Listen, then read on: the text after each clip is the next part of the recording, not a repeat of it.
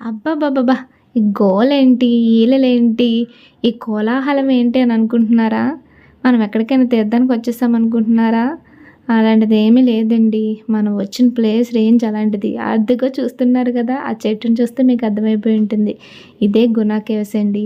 మనం ఇప్పుడు కొడైకెనాల్ ఉన్న గునా కేవ్స్‌లో సెకండ్ డేలో ట్రిప్‌లో మనం ఇక్కడున్నాం. అయితే దీని డీటెయిల్స్, దీని అందాలన్నీ చూసేద్దాం. చూడండి, అస్సలు ఖాళీ లేదు. విపరీతంగా టూరిజం అనేది ఇక్కడ జరుగుతుంది. దీని పుణ్యం అని చెప్పేసి మనకి వచ్చే దారిలో అంతా కూడా ఫుల్ ట్రాఫిక్ అనమాట. అసలు ఎక్కడ చూసినా జనాలు, ఎక్కడ చూసినా ఈలలు, ఎక్కడ చూసినా కోలాహలం అనమాట. ఏంటి ఇంత ఎఫెక్ట్ అంటే 'మంజుబాల్ బాయ్స్' సినిమా మూవీ చూసారు కదా! దాని ఎఫెక్టే. అసలా యూత్ మాత్రం చాలా ఎక్కువ మందే వచ్చారు. పెద్దలేంటి, చిన్నలేంటి అందరూ కూడానే చాలా ఎక్కువగానే వచ్చారు. దానివల్ల అస్సలు ఖాళీ లేదు. అయితే ఈ ప్లేస్ అయితే చూడడానికి చాలా చాలా బాగుంది.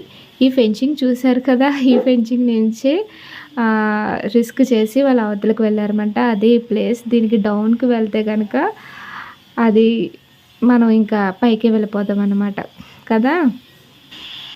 నాకు ఈ టైంలో ఒక డైలాగ్ గుర్తొస్తుందండి. అది కూడా మీకు కూడా చెప్పేస్తాను. చెట్టు చూడాలనుకో తప్పు లేదు. లోయ చూడాలనుకుంటే మాత్రం పైకే పోతావు అన్నట్టు ఈ డైలాగ్ ఇక్కడ దీనికి కరెక్ట్‌గా సెట్ అవుతుందనమాట. ఎందుకంటే ఇక్కడున్న ఇది 500 ఇయర్స్ అబోవ్ ఉన్న చెట్టు ఏంటండి. చాలా అందమైన చెట్టు. చాలా బాగుంది. కానీ ఇక్కడున్న లోయలు మాత్రం చూడాలనుకుంటే ఇంకంతే సంగతి. అయినా సరే మీకోసం కొంచెం రిస్క్ చేసి మీకు చూపించడానికి ప్రయత్నిస్తాను. జాగ్రత్తగా చూడండి.